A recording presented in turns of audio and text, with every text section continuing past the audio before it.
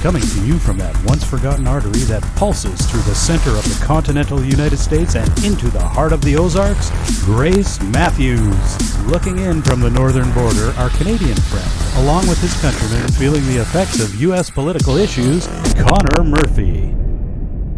Welcome to Dueling Dialogues, Ep.229. 229. I'm Connor Murphy here with Grace Matthews and the Hammer in Springfield, Missouri. Hi, you two. How you doing? We're doing great. How about you? Smoked right out. Yeah. Are you guys done up there yet? Yeah. Well, it was a north wind the last few days, and it rained overnight, and it's still just as smoky. So you're really just California's rotisserie up there? I guess Oregon, too. Yeah, I don't know really what... I guess maybe it's drifting out over the ocean and it's blowing it our way, but most of BC is under smoke right now. It's about 6 times what is the safe levels for toxins in your air. So you might be wearing the masks for smoke. Yeah. That might even be more effective than the mask for the corona. For corona, yeah, exactly. Yeah, no kidding. Wow. Well, be safe up there. Yeah. For sure. We keep talking about vaccines. Okay. And Pfizer came out yesterday and said, you know what? I think we're going to have it ready here in a couple of weeks. Oh, wow. We could be shooting people in the arm by the end of the year. Wow. They're in stage 3. They got a couple more weeks. Wow. If nothing crazy happens, just think of the ready. production. Like, they would have to make hundreds of millions of doses. Yeah. Well, right now, the president says the first one of the big 3, he will buy 100 million doses. He's got the money already allocated. Wow. So, Holy smokes. and I'm pretty sure they're going to want that money. Yeah. And yeah. Actually, I think he will also give it to all 3 of them as they finish, because we have 330 million people. And so because there's 3 at 100 million, it makes me think that they think it's going to take all 3 companies to get the United States what they need. We didn't jump on board the whole bandwagon like Trudeau did and just buy them all from China. Yeah. 6 months ago. Yeah, he'll be hanging on to my portion for a long time. Yeah, I don't blame you. So it's crazy, and it's an election year, and everybody is, everything takes on new meaning in election year. Oh, you bet. So, you got on one hand, everybody's saying, oh, they're just going to say they got the vaccine ready because that'll get Trump elected. Well, okay, but what if it really is ready? Yeah, exactly. Nobody ever thinks of that. Yeah. Well, the second problem for the Democrats is the Durham Report.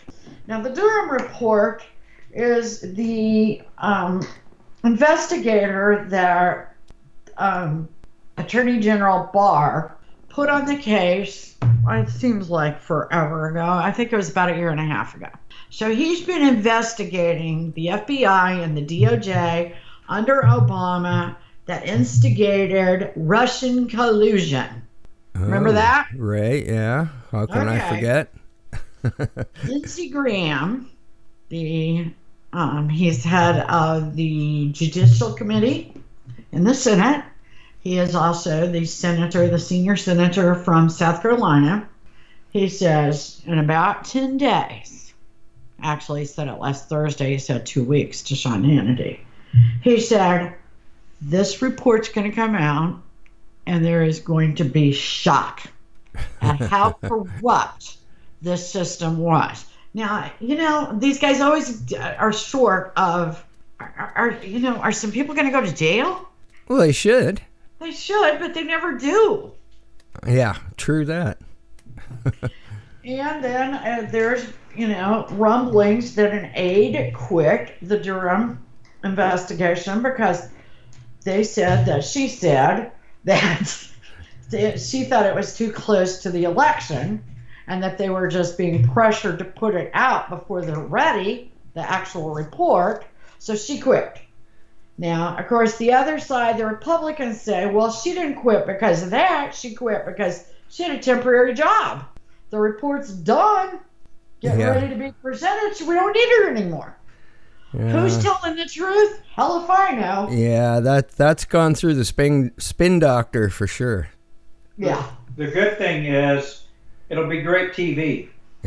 Must-see TV. We don't have any, very many shows to watch now. We haven't gotten into anything, so this could be our new soap opera. Yeah, that's true. But if you listen to his and hers, there's going to be lots of things to watch. Oh, right. Yeah, so that's coming up on our other show. Yeah, we're already getting into fall season already. We are. So TV should get a little better. Blinked and missed summer somehow.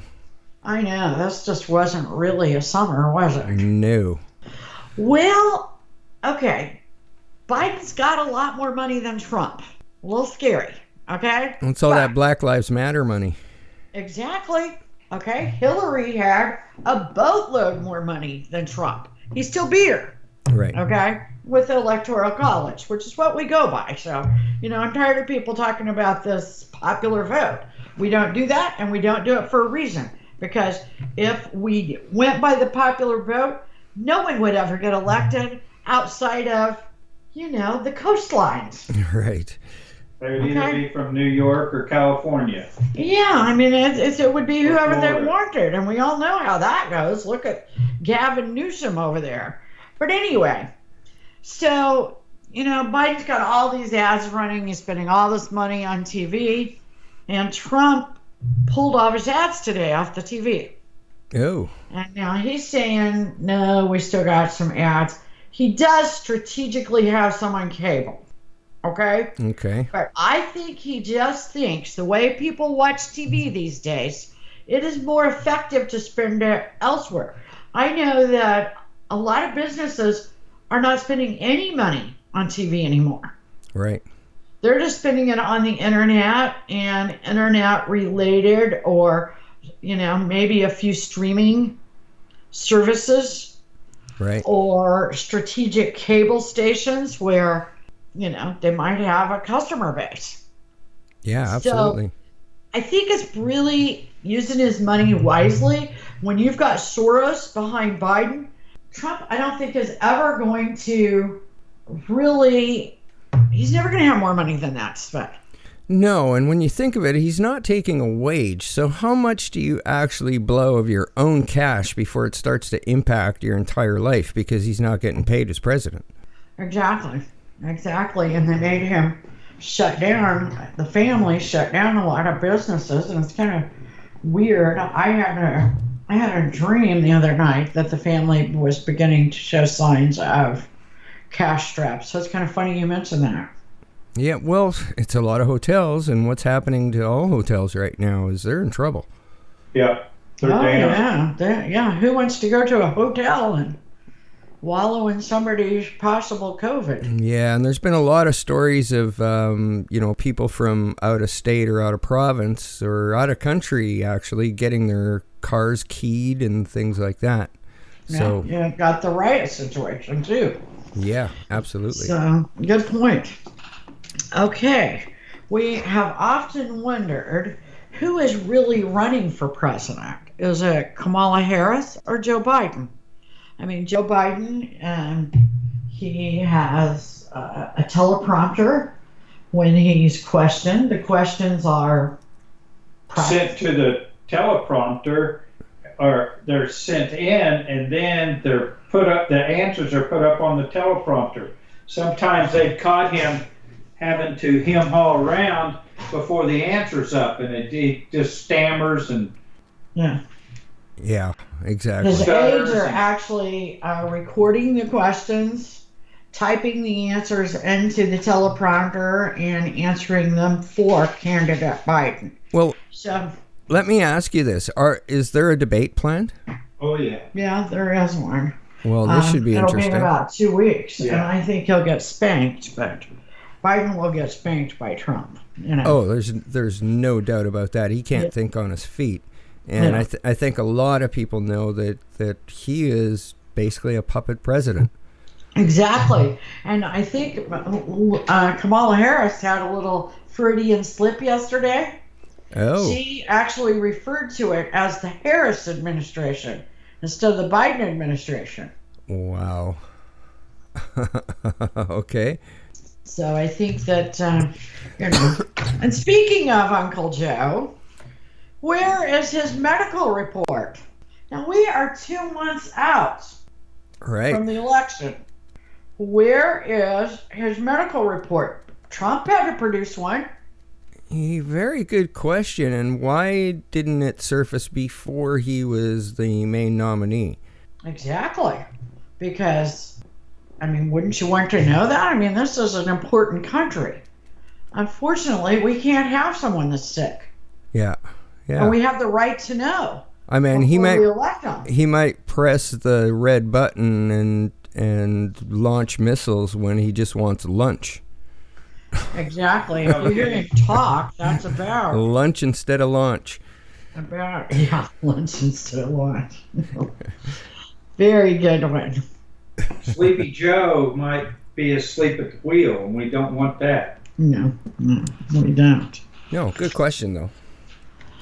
Okay, Trump is making peace in the Middle East, and these countries are jumping on board. It is driving. Nancy said, he's ignoring COVID virus and paying attention to the Middle East. Are you kidding me? How many decades have we wanted, begged, pleaded, and prayed for peace in the Middle East? Trump's finally doing it. Well, good. So he says that Palestine will have to come on board because they're going to be sitting there by themselves. Yes, this morning on Fox, President Trump was talking about all the little countries that were jumping on board with this peace accord, and he just flat out said Palestine has to do it, because if not, they're going to be strung out there by themselves all alone, and they cannot afford that. So they're going to have to come to the table with with Israel and all these other countries they have hated in the past, but they're going to have to do business together or they will not be able to survive. They're going to be surrounded by all these countries that are in a pact against them. They can't afford to do that. Right. They would be trapped. Who are they going to trade with if they're not in the treaty with them? Right. Wow. Yeah, that's pretty interesting. By whatever means, peace is definitely what you want, right?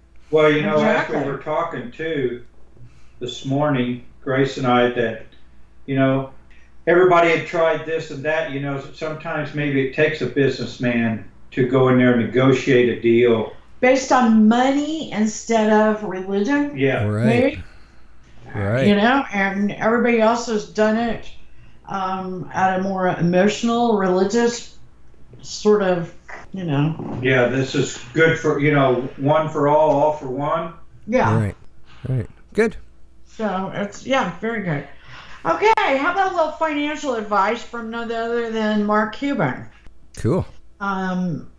The average credit card rate is 14.87. He says you're better off not to charge things or pay them off in 30 days. Most people know that. 14.87% on credit cards. That is incredibly high. Right. I had no idea it was that high. Wow. So we do not leave balances on cards because I thought it was high, but that's why. There's a reason why. Yeah.